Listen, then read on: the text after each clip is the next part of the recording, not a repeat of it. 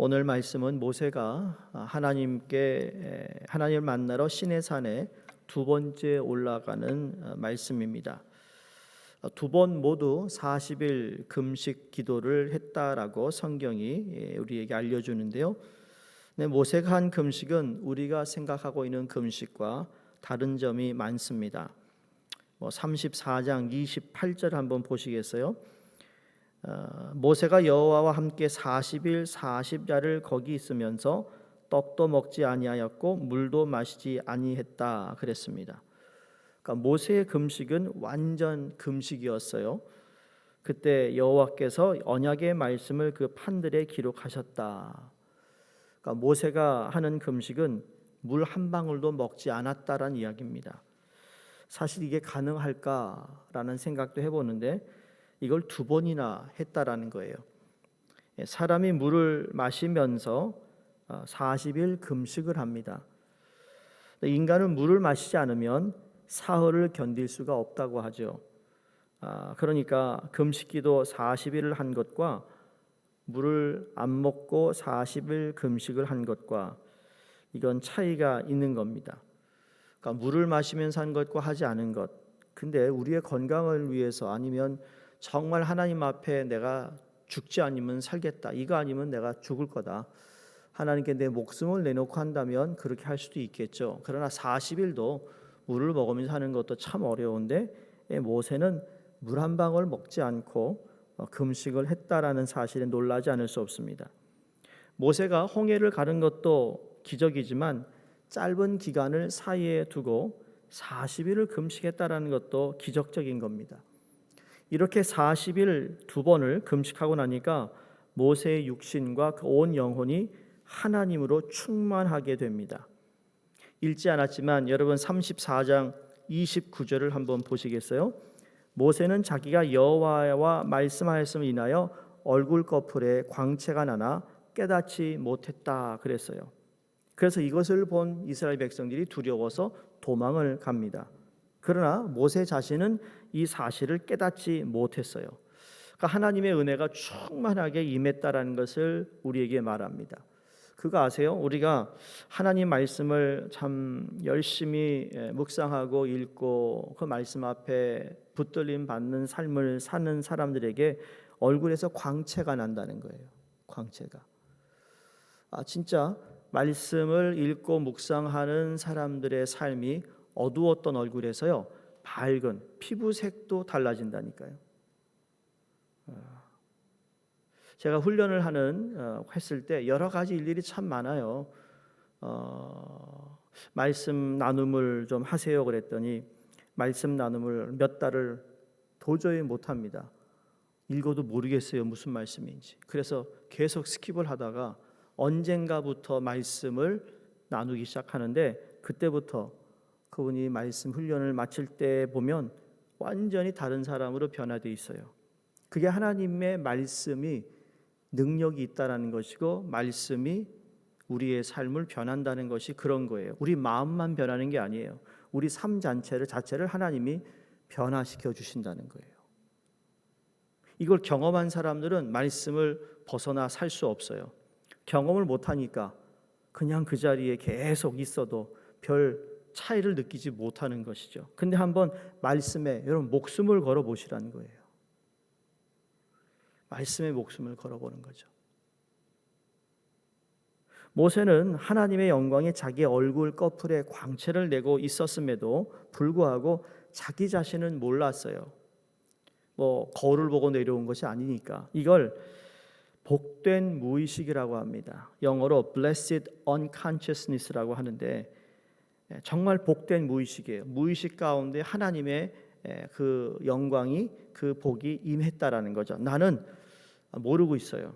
근데 반대로 죄인이 죄를 짓고 하나님의 진노가 머물러 있음에도 불구하고 그것을 깨닫지 못하는 사람에게 뭐라고 하냐면 비극적 무의식이라고 합니다. Tragic unconsciousness. 사랑하는 성도님들, 비극적 무의식의 주인공이 되지 마시고 복된 무의식의 주인공이 되시기를 바랍니다. 복된 무의식, 하나님의 영광 광채가 있어서 본인은 모를지라도 남들은 알아보는 그런 은혜가 우리에게 있어야 되지 않겠습니까? 모세가 첫 40일 금식에서 십계명 두 돌비를 받아온 첫 번째 돌비 어떻게 됐습니까? 내려왔더니 이스라엘 백성들이 금송아지를 만들고 이것이 여호와다라고 우상 숭배를 하고 있는 모습을 본 모세가 노하여서 두 돌비를 산 아래 던져 깨트려 버립니다.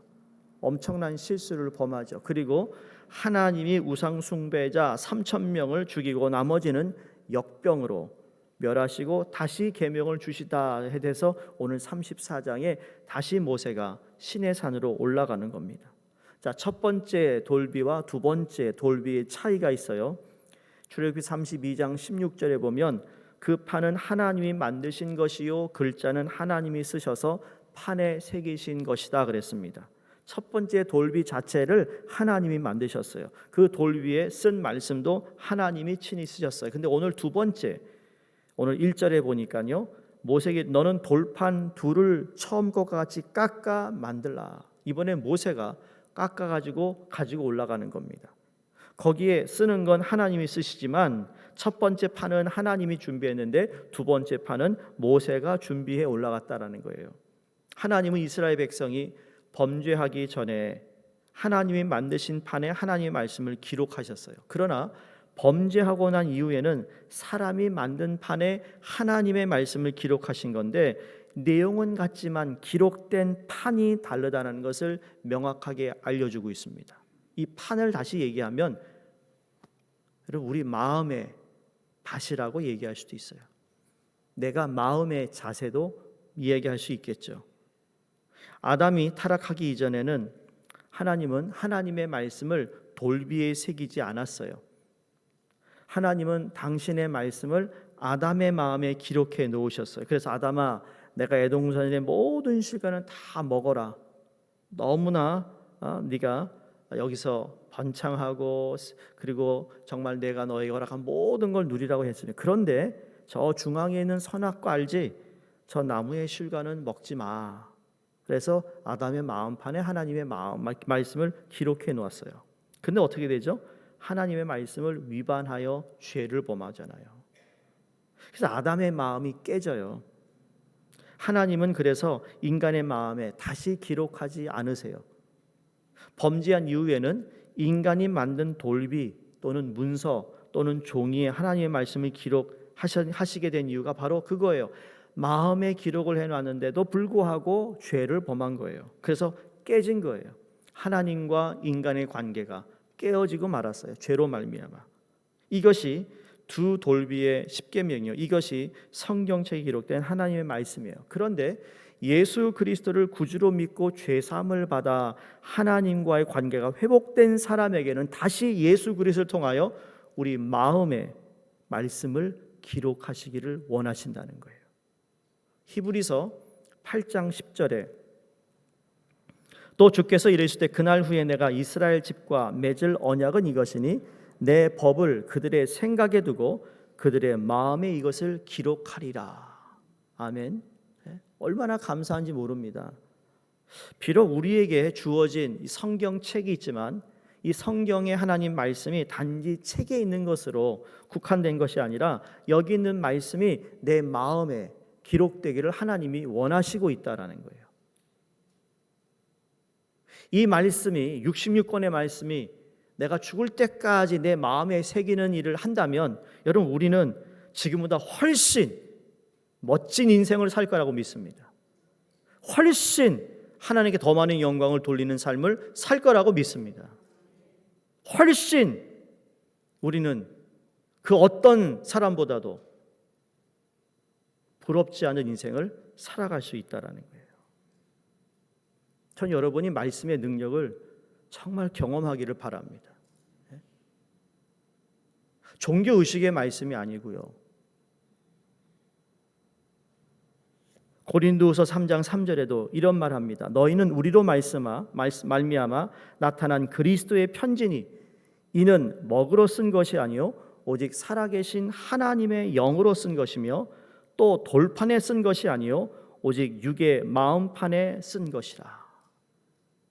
예수 믿고 구원받은 성도들은 아담처럼 마음에 하나님의 말씀이 기록되어 있습니다. 그러나 죄인들에게는 하나님의 마음에 기록되지 아니하시고 돌비의 말씀을 기록하세요. 여러분에게 하나님의 말씀은 어디에 있습니까? 물론 하나님의 말씀은 성경이 있다라고 말할 수 있겠지만 아직 그 차원에만 머물러 있다면 아직도 골고다 언덕에 오르지 못한 사람입니다. 그 사람은 아직 모세처럼 시내산에 머물러 있는 사람이에요. 그는 아직도 법 아래 사는 사람입니다.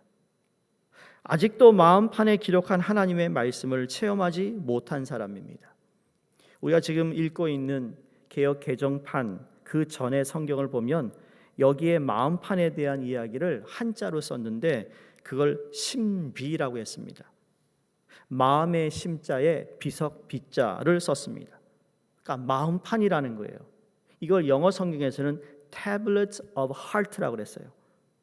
그러니까 마음의 신비, 영혼의 신비에 하나님의 말씀이 기록되어 있는 사람이 되어야 된다는 사실입니다. 그렇게 되길 주의 이름으로 축원합니다. 그런 사람만이 골고다 언덕을 지나온 사람이요, 예수 그리스도의 십자가를 통과하여 온 사람이요, 은혜 아래에 있는 사람이라고 말할 수 있습니다. 돌 위에 기록된 말씀, 종이에 기록된 말씀이 성령님의 역사를 통해 오늘 우리의 신비에 기록되기를 주의 이름으로 축원드립니다. 자, 이렇게 말씀을 받은 모세의 삶이 어떻게 됩니까? 모세의 반응이 어떠한가? 그가 땅에 엎드려 하나님을 경배합니다. 여러분, 말씀 앞에 교만할 수 없고 말씀 앞에 나 자신이 겸손해지며 그분 앞에 엎드려 경배하는 겸손하게 말씀을 받아들이시기를 주의 이름으로 부탁을 드립니다. 두 번째, 모세는요, 경배한 후에 회개합니다.